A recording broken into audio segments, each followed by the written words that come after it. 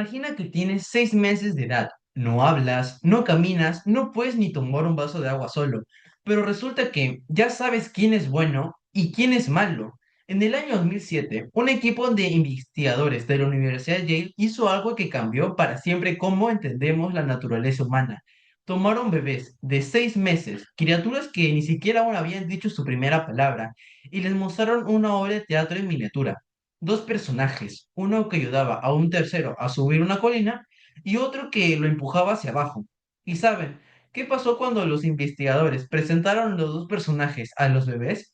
El 100% de los bebés de 6 meses eligieron al personaje que ayudaba, no al que empujaba, al que ayudaba. Antes de aprender a hablar, antes de ir a la escuela, o siquiera antes que nadie explicara qué está bien y qué está mal. Entonces surge una pregunta que ha dividido a filósofos, psicólogos y científicos durante siglos. ¿Nacemos con una brújula moral o la moral es algo que nos enseñan?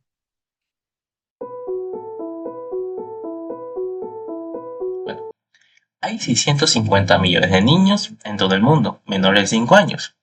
Solo en América, 60 millones de bebés y niños pequeños. Y todos ellos, en ese preciso momento, están desarrollando algo extraordinario, su sentido moral.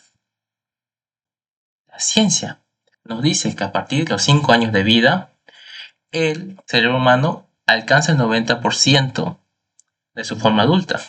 No es exageración, sino biología. Y en esa ventana se consolidan habilidades físicas, cognitivas y sí, también morales. Pero aquí viene un problema. No todos los niños en América crecen en entornos que favorecen este desarrollo. La violencia, la pobreza, la ausencia de modelos adultos estables, todo eso deja huella. Pero ¿cuánta huella? ¿Puede el ambiente cambiar algo que quizás ya viene grabado en nuestro ADN? Para responder eso, necesitamos entender primero qué dice la ciencia. Y la ciencia lleva 2 décadas lanzando resultados que honestamente no dejaron de sorprender a los propios investigadores. El debate tiene dos equipos. Equipo uno, los ignatistas. Su argumento, la moral es biológica. Llegamos al mundo con una especie de gramática moral, como la llamaba el lingüista Noam Chomsky, con el lenguaje, que nos permite distinguir el bien del mal antes de que nadie nos lo explique. Paul Bloom, psicólogo de Yale, lo dice sin rodeos. Los bebés ya tienen rudimentos morales. No somos una hoja en blanco. En el equipo 2, los ambientalistas. Su argumento es, la moral es un producto social.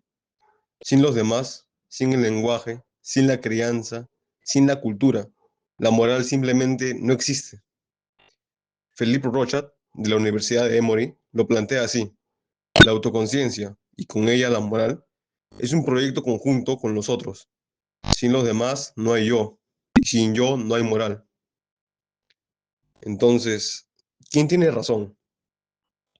La respuesta, como suele ocurrir en la ciencia, es más interesante que cualquiera de las dos posiciones extremas. Pero para llegar ahí, primero tenemos que revisar la evidencia. Y la evidencia empieza con uno de los experimentos más elegantes y a la vez perturbadores de la psicología del siglo XXI.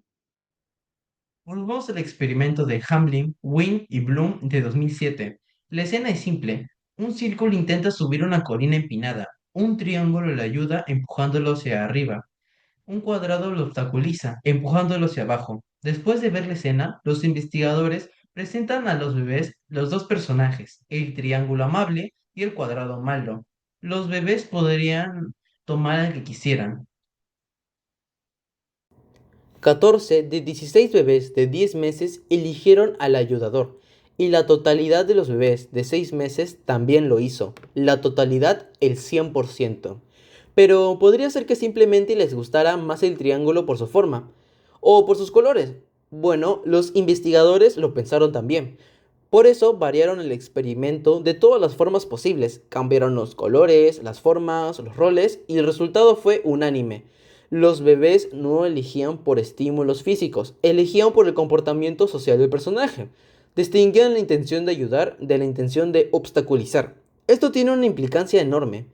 La capacidad de evaluar a los demás según si nos ayudan o nos dañan no es aprendida, Es parte de nuestro equipo de serie como especie. Y la razón evolutiva tiene sentido. Durante millones de años, saber quién era un aliado y quién era una amenaza fue literalmente la diferencia entre vivir y morir. Pero la evaluación social no es lo único que aparece temprano. Hay algo más profundo, la empatía. Durante décadas, la ciencia asumió que la empatía genuina, esa capacidad de sentir el dolor del otro, no aparecía hasta bien la niñez. Quizás a los 2 o 3 años, o quizás antes. Rob Hatana, David y Zach Butler publicaron en 2011 una investigación que siguió a bebés mensualmente desde los 8 hasta los 16 meses de vida. La metodología era simple. La madre del bebé fingía lastimarse y los investigadores observaban la reacción del infante. ¿Qué encontraron? A los 8 meses, 4 antes de que muchos bebés digan su primera palabra, los bebés ya mostraban ciertas expresiones faciales de preocupación. Miraban a la víctima, intentaban indagar, intentaban acercarse. Eso es empatía. Empatía real a los 8 meses. Y lo más fascinante, las diferencias individuales que aparecían a los 10 meses, qué tanto se preocupaba el bebé por el dolor de su madre.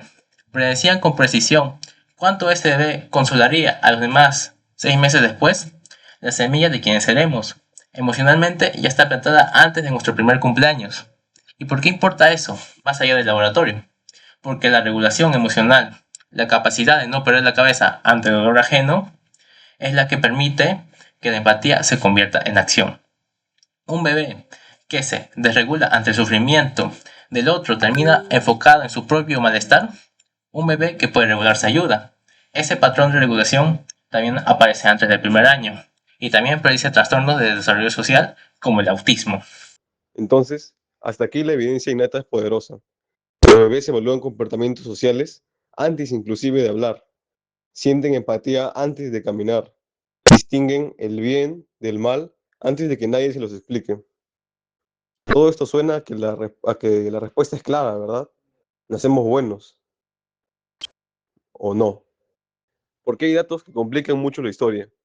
En Uganda y en el Reino Unido, dos sociedades que son radicalmente distintas, los bebés muestran la misma empatía básica. Esto nos habla de universalidad, pero el 70% de los niños británicos consuela de forma espontánea.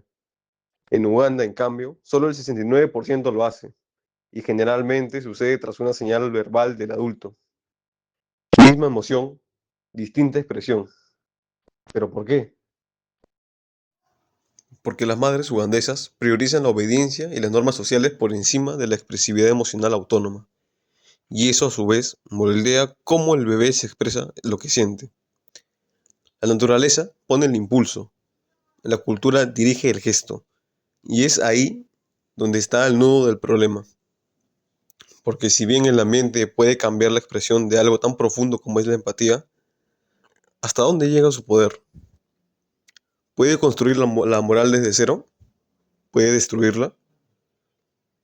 En el próximo video vamos a entrar en el territorio de los ambientalistas. Vamos a ver por qué Philippe Rochat dice que sin los demás no existe el yo. Por qué Mariana Fernández afirma que la empatía se puede enseñar como se enseña a alguien a leer. Y por qué Hamen y Paulus sostienen que la moralidad en el fondo es un lenguaje que construimos juntos. Y al final le voy a mostrar dónde convergen esas dos visiones. Porque la respuesta a si nacemos bueno no es si no. Es mucho más interesante que eso. Suscríbanse y esperen el próximo video que va a salir pronto. Si conocen a alguien que trabaje con primera infancia, ya sea una maestra de kinder, una pediatra, una madre primeriza, compártanle esta información. Porque lo que vamos a explorar juntos en el siguiente capítulo podría cambiar cómo pensamos en la crianza para siempre.